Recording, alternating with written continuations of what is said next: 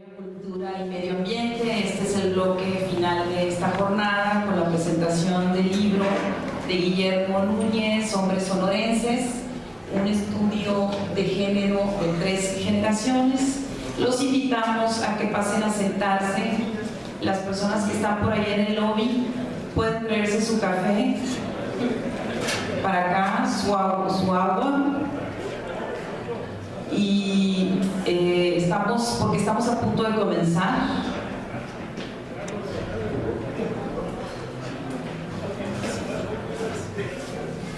Los invitamos a que estén presentes en la presentación de este libro. Con este libro cerramos esta jornada de excelente manera, en mi opinión. Y después de haber escuchado a los vaqueros poetas, creo que la presentación de este libro tiene todo sentido, ¿verdad?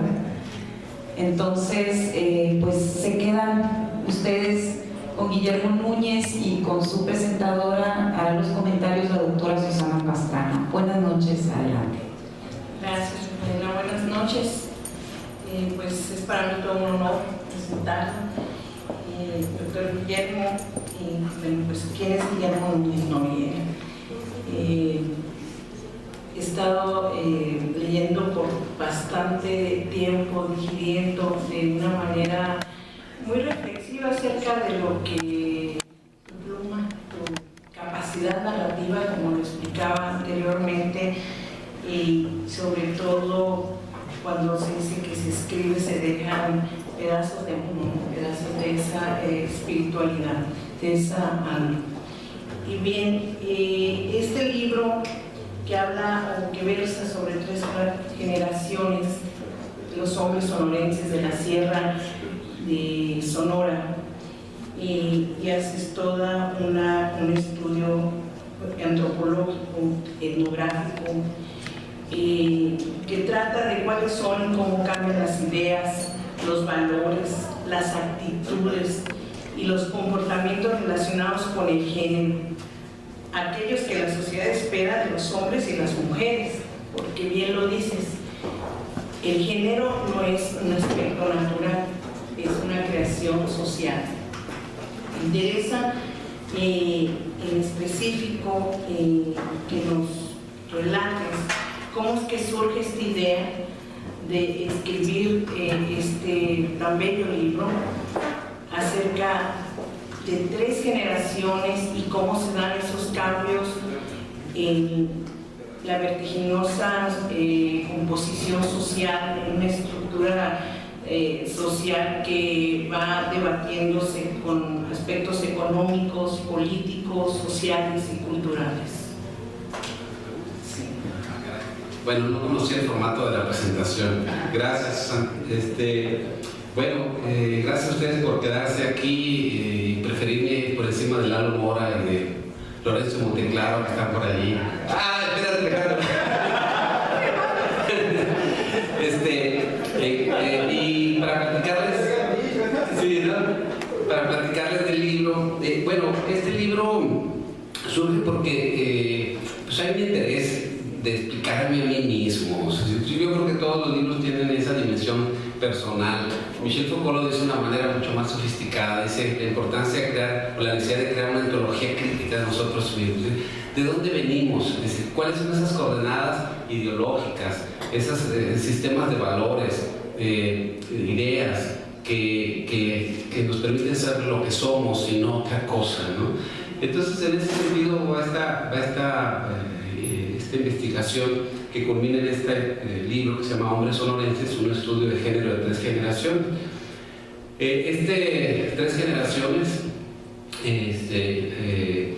una generación son hombres nacidos entre el 1917 y 1927, la segunda generación 20 años después, 46, hombres que nacieron entre el 1946 y el 56, y la siguiente generación son hombres que nacieron entre el 76 y el 79.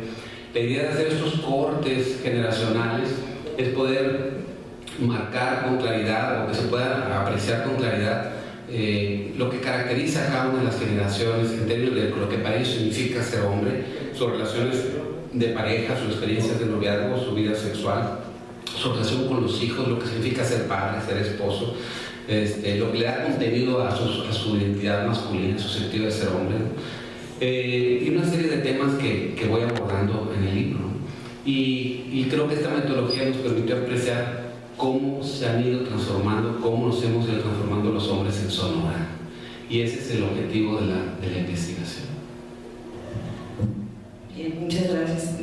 De hecho, la parte de la forma en cómo vemos el aspecto de la masculinidad, que fue muy bien abordado debido a que retomas en la parte introductoria del libro muchos de esos aspectos que nosotros hemos escuchado, como son los hombres no lloran, ¿sí? Por una cuestión de subajar en un momento dado, darle otro lugar, y no hablar de equidad de género, sino lo contrario, decir que si el hombre llora entonces ya no es hombre, ¿no? Está más cercano a ser otra cosa, mujer o todo menos hombre. Entonces sí me llamó mucho la atención de que hablaras en ese aspecto de la masculinidad, pero a la vez también tuvieras un eje transversal de distinguir entre lo tradicional y cómo saltamos a la cuestión del aspecto de la modernidad,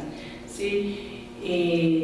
Las mujeres de ahora son flojas, ese es otro de los aspectos que pones también en la parte introductoria, y el aspecto también, aparte de que ya la familia de mi novia es muy anticuada, mi marido quiere que me porte como las mujeres de antes, es un machista, y entonces tú explicas en el desarrollo del libro la parte de decir machista y la parte de decir feminista, que este aspecto del feminismo partió del siglo XVIII, y no como una cuestión de contraposición del poder ser más que el hombre, sino de una cuestión de derechos humanos, ¿no? Del derecho de la mujer.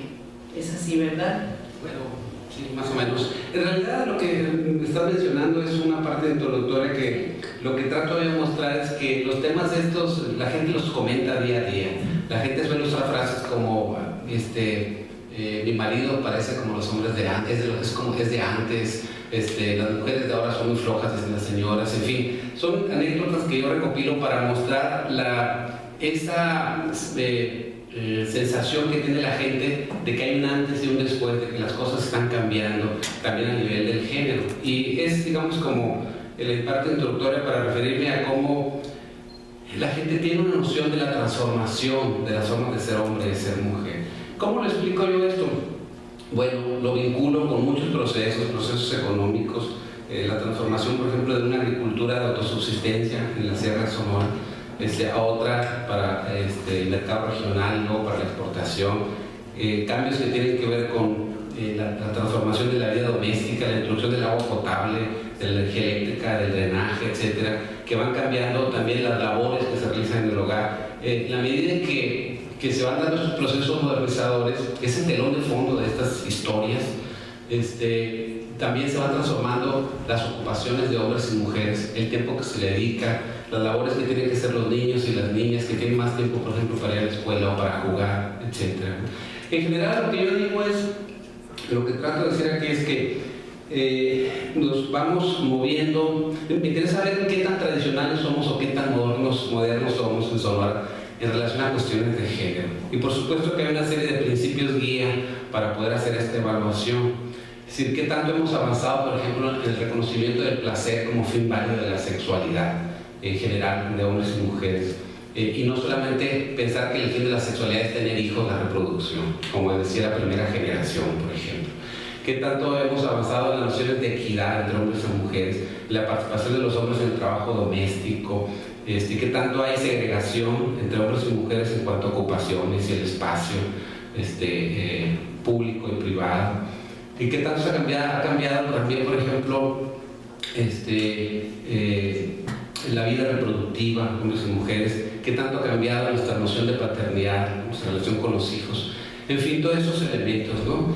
Y si me permiten hacer una síntesis de estas transformaciones, lo que yo muestro es que, por ejemplo, un elemento central para entender la masculinidad de los hombres en Sonora, según esta investigación que realizo además en el Río de Sonora, ese es el espacio en el trabajo, con estas 3 generaciones de hombres, es el trabajo. Yo creo que si algo es un elemento vertebral de la masculinidad en Sonora es el trabajador, ¿no? La idea de que se es trabajador y que se es buen proveedor. Entonces, muestro cómo se ha ido pasando de una masculinidad centrada en el ser buen proveedor, y que de alguna manera los hombres sentían que ahí así se realizaban como hombres, siendo buenos proveedores, siendo trabajadores, porque eso les daba el derecho a ser atendidos. La noción de estos hombres de la primera generación es que yo trabajo, soy buen proveedor y tú, esposa, tienes la obligación de atenderme. Y se establece un vínculo que yo llamo mantener, atender. Yo te mantengo y tú me atiendes. Y en ese sentido se estructura una relación y un sentido de vida. De hecho, yo comento al inicio del libro que una anécdota de cómo se pusieron de novios uno de los señores que yo entrevisté. Cuando yo le pregunto cómo conoció a su esposa, dice: yo ya la había visto en el pueblo, vi que era una persona pues virtuosa, honesta, de buenas familias, trabajadora, y entonces la saca a bailar, y al momento de que la saca a bailar le dice: pues yo sé que tú eres una buena mujer, buenas familias, trabajadora, yo soy un hombre trabajador, responsable, pero que está solo, necesito a alguien que me vea, que esté conmigo. Y esa frase es al mismo tiempo la declaración para ser novios y al mismo tiempo una promesa de matrimonio, ¿sí? Y es una promesa que se estructura bajo esta noción: yo soy trabajador, voy a ser bueno para mantener la familia, no voy a fallar, y necesito quien me vea, quien me atienda. Una de las cosas que yo muestro aquí en el libro es que el amor romántico es una creación, es un modelo de amor muy novedoso en Sonora, muy novedoso.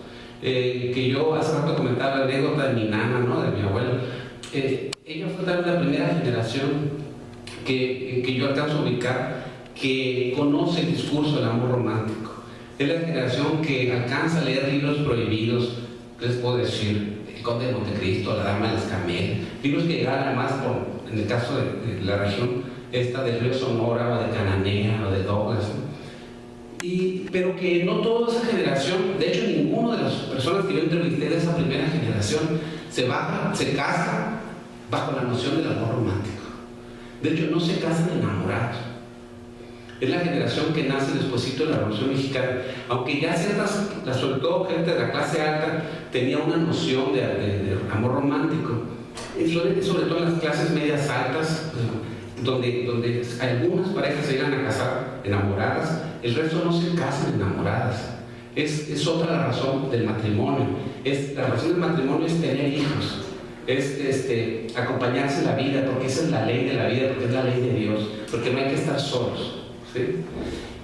Y es muy interesante porque cuando uno lo contempla con lo que sucede, lo relaciona, lo compara con lo que sucede, por ejemplo, en Estados Unidos o en Europa particularmente, el amor romántico ya tenía muchísimo tiempo en Europa, ya tenía más de un siglo en Europa, antes, y aquí todavía la gente que se casa en los años 20 no se casa bajo el modelo de amor romántico, salvo algunas excepciones, ¿sí?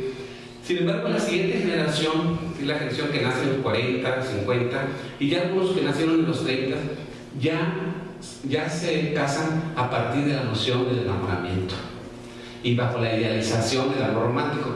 El amor romántico se basa en la idealización del otro, y es una idealización que sigue líneas de género. Esto es, él ve en ella una serie de virtudes, de feminidad, por ejemplo, los hombres dicen: yo es que me enamoré de ella porque la vi en la iglesia rezando, por ejemplo, ¿no? Cosas de ese tipo, de pureza, pero también de guapura en esa generación. Y ellas también idealizan, en el amor romántico también se idealizan los hombres, ¿no?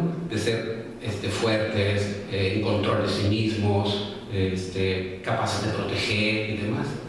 Todos sabemos que el amor romántico no dura mucho tiempo por sus propias características. El día a día pues, es su principal enemigo. Es decir, la cotidianidad. Se pueden casar bajo el modelo de amor romántico, pero pues a la semana descubren que a ella pues, le apesta la boca y se levanta despeinada, ¿no? Y a él le apestan los pies. ¿Me explico? Entonces, la idealización se derrumba. Y entonces por eso siguen todas esas canciones de me traes traidora y la chancla que yo tiro, me engañaste, ¿no? Es decir, de alguna manera también esta otra expresión de la cultura popular de sentirse engañado no es más que la expresión del fracaso del modelo de amor romántico como un modelo que realmente se pueda sostener en el tiempo, porque está basado no en la realidad, sino en la idealización. Y de hecho lo que yo encuentro en esta segunda generación es gente que sí se casa bajo el modelo del amor romántico, y también una serie de conflictos de pareja que se van dando con el tiempo. No con mucho tiempo, al poco tiempo de estar casados empieza a haber ya desavenencias y yo las exploro aquí. Y en la tercera generación es muy interesante, porque yo le pregunto a los muchachos, oye, ¿por qué escogiste a tu esposa? ¿Por qué te casaste con ella? Y ya no es la noción de amor romántico, aunque está un poco presente. Más bien, la respuesta es que está igual de loca que yo. Es que me sigue el rollo. Es que nos seguimos el rollo bien curado. Es decir, es la noción más bien de la compañía, de la complicidad, de confluir juntos en una serie de ideas y de posibles proyectos o planes futuros, de acompañarse. No está basado ya en la idealización, sino en el confesarse. Hay gente que se conocieron como novios, se dieron mucho tiempo para noviar, pero pudieron platicar lo que les dolía, lo que les gustaba, lo que aspiraban. Los hombres son mucho más abiertos para contar sus tristezas, su vulnerabilidad, lo que les da vergüenza, etc. Entonces, a nivel de la forma en que se estructura la relación de pareja, lo que yo veo en estas tres generaciones son cambios verdaderamente claros y radicales. De una generación que se casa bajo la noción de que así es la vida, de que hay que acompañarse, que hay que tener hijos, y por supuesto que sí surge una cierta noción de amor. Yo le pregunto a una señora de la primera generación, una señora ya muy mayor, una viejita, y su marido la quería. Pues yo creo que sí, nunca me hacía falta nada, ¿no? Si la noción del amor pasa por ser un proveedor, cumplía. Sí me quería porque cumplía. Incluso decían cosas como, pues la verdad, yo lo dejé. Digo, ¿y por qué lo dejó? Porque no me sirvió para nada. Porque no era buen proveedor. Esa es la noción que estructura la relación. Y bueno, eso también tiene que ver con otros elementos que uno, que acompañan esas tres generaciones. Por ejemplo, de la sexualidad de la primera generación. Es una sexualidad que se limita, más bien se construye bajo la idea de que se realiza para tener hijos. Obviamente que esa es como la justificación del sexo, ¿no? Digo, los hombres tienen sexo porque tienen ganas, ¿no? Las mujeres lo ven más como un débito conyugal, como una parte de sus obligaciones. Las mujeres de esta generación, ninguna de las mujeres que yo entrevisté reportaron haber tenido placer. Una de ellas dijo, alguna vez tuve placer, sentí algo bonito, pero en general deseaban que eso pasara y pasara rápido, ¿sí? Lo veían como parte de sus obligaciones conyugales, y que si los hombres se tenían que ganar esa relación sexual siendo trabajadores y proveedores, buenos proveedores. Ese es como parte como de ese acuerdo de yo te mantengo y tú me atiendes, y la sexualidad era parte de la atención. Pero ellos también lo tenían que hacer bajo ciertas nociones que ellos consideraban de respeto. Por eso era un sexo, como dirían, a lo que vas, ¿no? Nada de andarse solazando mucho, ni besitos acá, ni la orejita, ni nada de eso, ¿no? Porque eso sería ya como faltar al respeto. Menos posiciones que no sean la misional, que el arriba y abajo. Orgásmicas, había que llegar al orgasmo, no había que retardar el orgasmo, ni nada. Y porque lo demás era faltarle respeto. Incluso cuando yo le pregunto sobre las trabajadoras sexuales, porque los hombres de esta primera generación todos se iniciaron con trabajadoras sexuales, todos, ¿no? Es una característica de esta generación. La siguiente generación va a ser diferente. Y la segunda generación, muy interesante porque La segunda generación, los hombres no se inician con trabajadoras sexuales, se inician con amigas o novias nomás así.